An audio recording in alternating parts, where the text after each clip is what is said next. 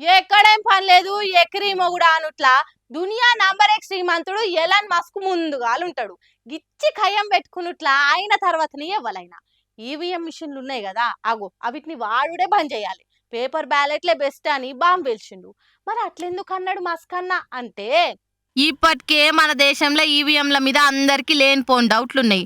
అగో అవిటికి ఇంకింత petrol పోసిండు Elon Musk అన్న. చాలా పార్టీలు ఓడిపోయినప్పుడల్లా ఈవీఎంల మీద డౌట్లున్నాయి. మాకు గిన్నోట్లు వచ్చుడైంది, మాకు చాలా పెద్ద ఓట్ బ్యాంక్ ఉంది, మేము ఓడిపోయినామంటే నమ్మశక్యంగా లేదు, ఈవీఎంలను హ్యాక్ చేసి మాకు పడ్డ ఓట్లను ఆలదికి మలుపుకున్నారని తిట్టి వస్తుంటారు. మొన్న వైసీపోలు కూడా గట్లనే అన్నారు, మాకు 11 సీట్లు వచ్చుడైంది అయ్యా, మేము నొక్కిన బటన్ లేంది పడ్డ ఓట్లేంది, ఖచ్చితంగా హ్యాక్ అయ్యింది అని కేకలేసిండ్రు. ఇట్లా ఓడిపోయిన వాళ్ళందరూ నైతిక విజయం మాదనే దానికంటే ఈవీఎంల మీద బద్నం మోపుడు ఎక్కువైంది. ఇక అది అట్లుండగానే ఈవీఎంలను మనుషులు గాని రోబోలు గాని హ్యాక్ చేయొచ్చు, అవిటిని బంద్ పెట్టుడే బెస్ట్ అని మాస్క్ అన్న ట్విట్టర్ లో బాంబేల్చిండు. అయితే దానికి ఎన్నికల కమిషన్ అన్న కామెంట్లను కొట్టి వాడేస్తుంది. దమ్ముంటే హ్యాక్ చేసి చూపెట్టురని సవాల్ చేస్తుంటది. పలానా కాడ పలానా లీడరు ఈవీఎంల ఓట్లను మార్చుకుండు, హ్యాక్ చేసిండని సోషల్ మీడియాలో వార్తలు వస్తుంటాయి. గానీ అవి నిజమన్నట్టు ఆధారంలు లేవు. కాకుంటే ఇప్పుడు ఎలన్ మస్క్ అన్న మాటలతోటి మందికి ఏడలేని అనుమానాలు వస్తున్నాయి. ఆయన మస్క్ అన్న గిట్ల బండలేసుడు ఇదేం కొత్త కాదు,